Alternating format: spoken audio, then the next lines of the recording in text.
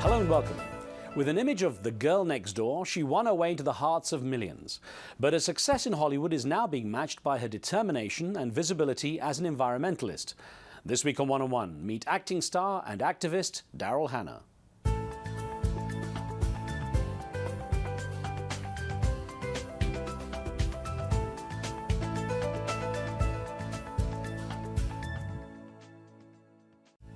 There's almost an irony to the fact that this actress is regularly in front of cameras and crowds, whether as one of the best-known names in Hollywood or as a staunch campaigner for indigenous groups and the environment.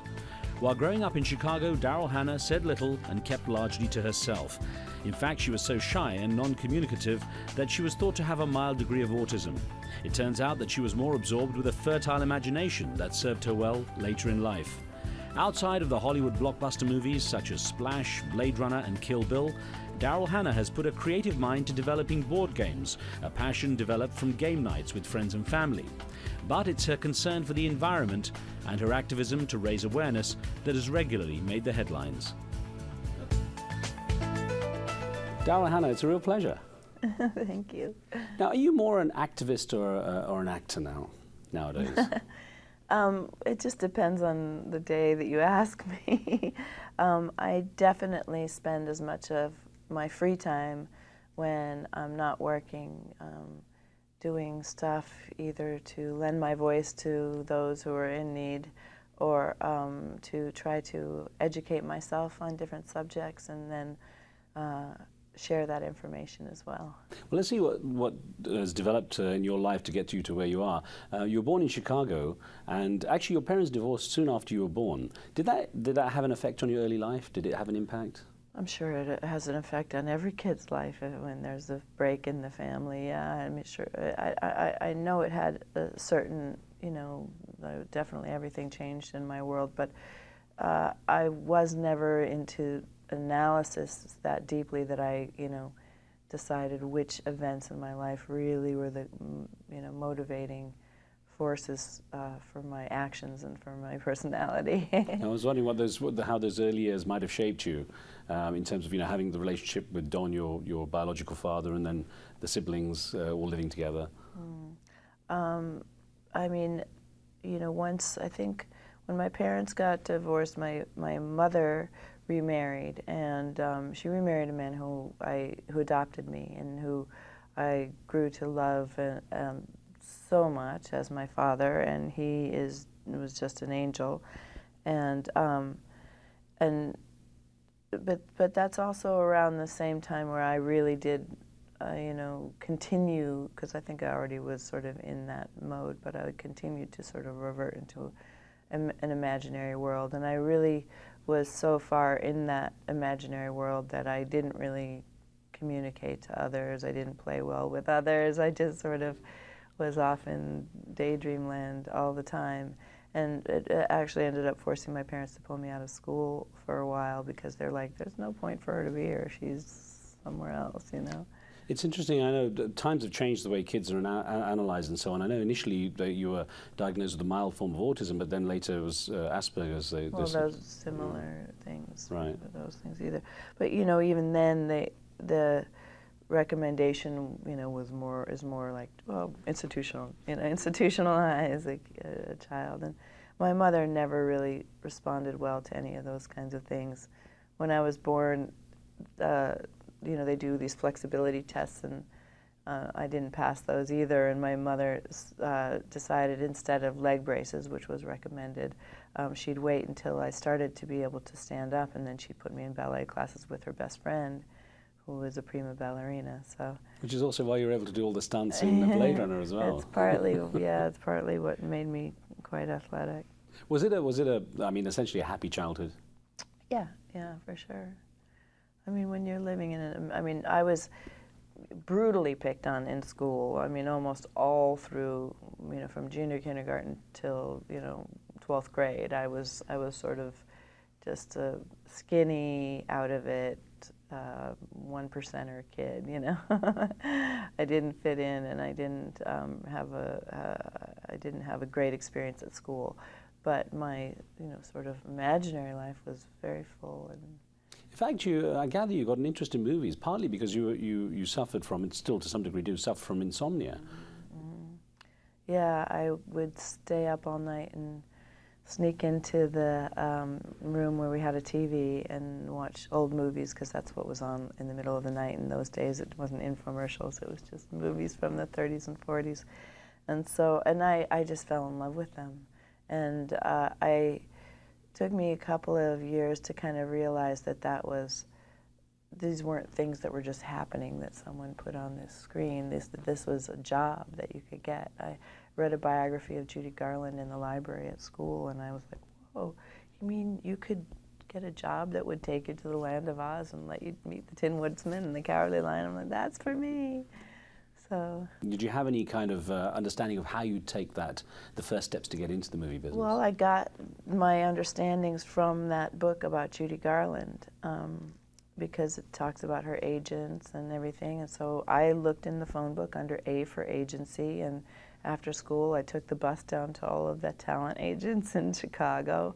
I was 11 years old, and I signed up with them. And I literally learned everything from that book. And then I started reading everybody else's autobiographies from those 30s and 40s movies. And so I got my education from that, and expected to get my further education from the Little Red Schoolhouse on the MGM lot, but didn't quite realize that it wasn't there anymore.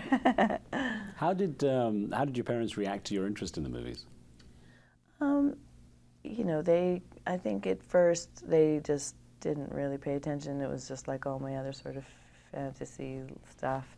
And then when I was 17 and it was time for me to really move out to California and go try to get a real job, and they were really unhappy about it. And it wasn't because they didn't want to encourage the things I loved, but one of their best friends was a very well-known writer for the Chicago newspapers, very well respected as well, but his daughter came out to California to get a job in film and got brought in with a bad crowd and then ended up getting murdered.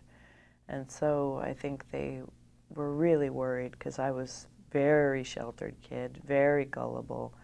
I never even really did sleepovers at friends' house. I was just, I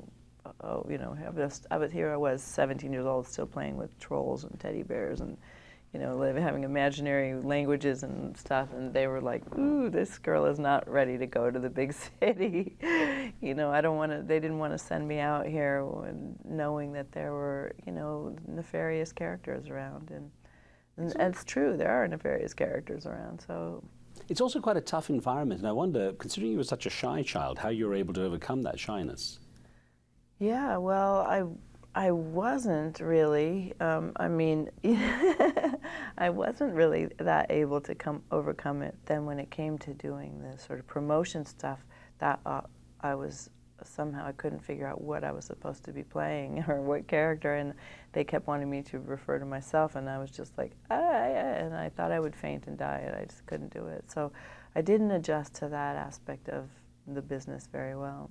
Now, your your debut movie in 1978 was The Fury, Brian De Palma's film. I was 15 when we filmed it. It was casting, sort of an open casting call in Chicago, and I was just like, oh, ta-da, they've come for me, And of course, I was so excited because for so long this had been my only focus and my dream, and then I went to the audition, and all of the popular girls in school decided to go as well, and all of the girls that had picked on me and everything, and I was like thinking that I was going to be the only one there, that they wouldn't know, about this.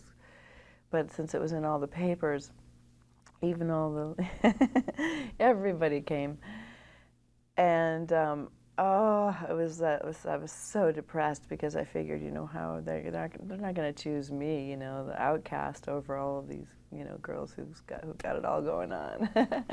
And but for some reason, Brian De Palma picked me and had me audition. I have like, I don't know, a couple words in the movie, but basically he had me stay with him during the audition process for 3 days, and I read with every teenager that came in there. I was like the other actor that they would read with, and then yeah, and then gave me the part. So early on, you actually you turned down quite a few roles. You were quite selective about what you decided to take on. Why was that?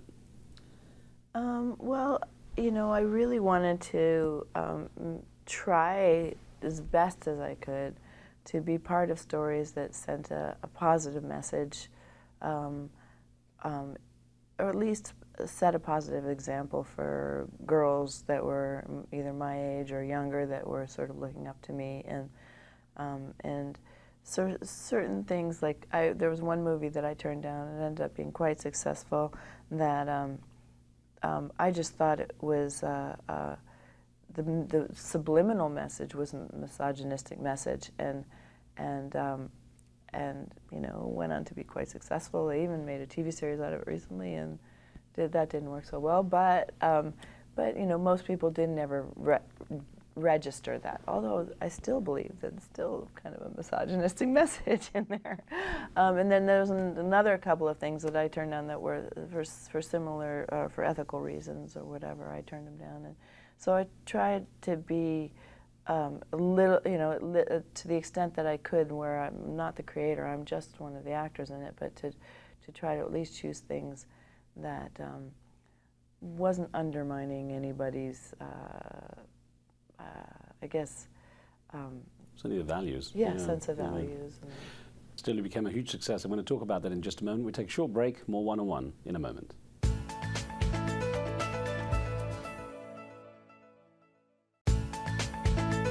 Welcome back. You're watching One-on-One. We're speaking with actress and activist Darryl Hannah.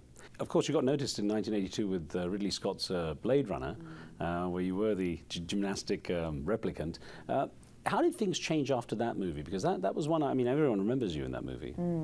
Yeah, that was the first, when I moved out here, that was the first real movie that I did. I mean, I did another movie before that with Kim Basinger and Jan Michael Vincent and stuff, but that was sort of a smaller release and stuff. But that was the first big studio movie. Blade Runner was the first big movie that I got, and I was 17 and 18 when I was filming it, and it was fantastic. It was exactly like I wanted movies to be like. It was exactly, it was just like, sets were amazing, costumes were amazing. No one even recognized me on the set until I got into my costume, and then everyone would say, "Morning, Darryl," So I'd get in my costume and I'd be like, oh, I transformed to another reality. But the thing is, I didn't really look like myself, so it was kind of great for me because I didn't have to suffer my usual agoraphobia, nobody recognized me from the movie. But on the other hand, I never got a job from it either. There wasn't a lot of people looking for, punk rock android replicant gymnasts. Of course, everyone fell in love with you in 1984 in Splash, because that was the big one for you. Now, how did your life change after that? After that, I mean, I suppose in terms of life changes, mainly you get, to choose a lot, between a lot more options, but they tend to be the same options. I mean, if you've been successful doing one thing, they want you to do that one thing again and again and again. So there was a lot of the same kind of thing. Okay, now you're going to be a mannequin that comes to life. Now you're going to be a something or whatever. They would keep repeating the same types of things over and over. So it was also a challenge to get your agents and those kinds of people to help you, say, look, I'm an actor. An actor doesn't necessarily. I mean, if you're a character and you do one character, then you want to do the same thing over and over and play that you're a character in different situations. But if you're an actor, ideally you'd want to do different types of roles in every situation, and that just doesn't happen so often, especially when you're successful, because then they really want to try to get more money from that stone. It sounds like you don't like the mechanisms of Hollywood that much, the mechanisms of the industry that much. I love movies, I love movies so much. I mean, I love watching movies. I'll watch even bad movies. I love them. But the business side of things is pretty gnarly. The business side of anything is pretty gnarly. You know, it's not, for me anyway, I mean, some people get a lot of love from the business side of things, but for me, I think that it's a hard. You seem to keep a relatively low profile in the 90s, and then sort of came back with a vengeance with Kill Bill in 2004. That was sort of talked about as a sort of comeback movie for you. Why was there that sort of quiet time out of the spotlight? Well, I had some, you know, family things to deal with. My dad was ill, and then he passed away, and I was looking after him. I lived with him in the hospital for over 4 months, and there was a long period of, you know, sort of mourning and you know, recovery and kind of figuring out, how our family still functions, because he was such a central figure in our family, and you know, a couple other things conspired around that same time. And my grandmother died very shortly afterward. My boyfriend's mother died a few months after that. It was a very sort of tumultuous time personally, and so just made sense to focus on that and spend my time focusing on the things that are real, you know. Are you close to your siblings? You have Don and Paige, I know, and also Tanya. I am. I'm very close to my siblings, yeah. Now, beyond the acting, you've also done some directing and producing as well. In fact, you're a writer, director, and producer on The Last Supper, that movie that won at the 1994 Berlin Film Festival. How did you enjoy those diverse tasks? The writing part was like pulling teeth. It was really hard for me. Actually, I think it wasn't until the day our scripts were due, the night before, I was, okay, I just crammed it out.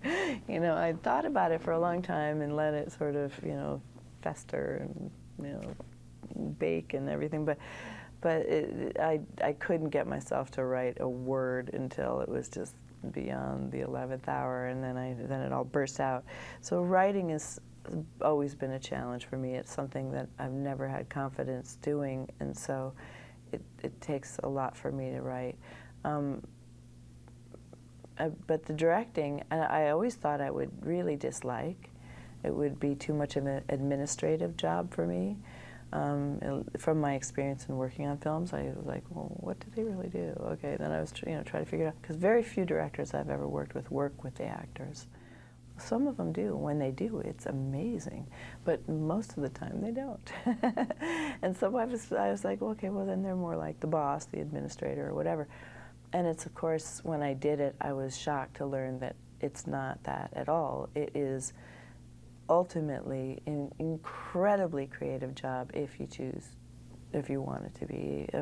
Every single decision that you make is a creative decision. What color paint is the wall going to be? What color outfit is he going to wear? What kind of lens should we put on? How should we frame him? Should we, you know, every sound, everything is a creative decision. And you can delegate all you want, but you can also make those decisions and be part of them and really have it be your dream, you know, your vision and or your collaborative dream. You have an amazingly creative mind, though, as well. You've created board games, Love It or Hate It and Library. Where did that come from, that interest? Just fun, you know. I mean, me and my best friend, we used to have game nights all the time with our families and stuff, and there were a couple of games that we always used to play that were old parlor games that if you didn't have all the right things, like for library, for example, if you didn't have a huge, extensive library of books, you couldn't play it. So we wanted to create these games so that anybody could play them anywhere, and so that's sort of how we started. Who have been your mentors, Darryl? Well, I have to say, first of all, my dad, Jerry, who adopted me, because he used to have this sign on his wall in his office, and it said, there's nothing, I'm going to paraphrase it terribly, but it said, there's nothing more common than undiscovered genius. You know, talent is not enough. You know, creativity is not enough. All these, you know, incredible qualities are enough. That what you really need is fortitude. Persistence is the thing that's going to get you there, and that's kind of how I feel, especially as an actor. I mean, and even as an activist. I mean, you just have to be able to pick yourself off the ground and keep going for the thing that it is that you love, and you know, just stay focused. You've had a number of awards for your acting, but you've actually more recently even had a number of awards for your activism, and it's interesting. You really have taken that on with some real energy. So you even chained yourself to a tree for 3 weeks to try and protect a farm that was going to be bulldozed, and ended up in jail. Oh, you know, I have spent relatively very little time in prison. I spent 8 hours in prison when I was arrested to try to save the South Central farm, and then I think we just spent, I don't know how many hours down in West Virginia when I was protesting mountaintop removal, just for enough time for everybody to go through the registration process. But as an activist, really, it's a time that you just want to be over so that you can get back out there and try to, you know, bring about the positive change that you were there to do. Your house is solar powered, isn't it? My home is completely off the grid, solar power. We're on a well and all that. I don't fuel. I have either alcohol fueled vehicles or biodiesel fueled vehicles, all made with sustainable resources as well. I usually make it from waste. Obviously, I'm sitting in a building now. Probably the power for these lights is running on coal, so I participate to a certain extent, but I try not to when I can make the choice myself. With all the activism, with also the acting career, obviously, I wonder if you have projects that you want to take on but just have never had a chance to. Is there anything outstanding on your list of things to do, on your bucket list, so to speak? Oh, there's so many things on my list of things to do, yeah. I don't know if they'd be programs or shows or something like that, but I'd love to get one off the ground that focuses on all of the amazing people that are out there with real world, you know, now solutions that are available to people to, you know, to sort of get away from some of the destructive practices that we've been living with and on. How would you like to be remembered, Darryl? What would you like your legacy to be? You know, I'd just like the planet and all the beautiful other species in our species to be able to stick around long enough for there to be a legacy at this point. So I'm not worried what it says. Let's just hope that there's enough time for some. More power to you, Darryl Hannah. Thank you very much for your time. Thank you. Thank you.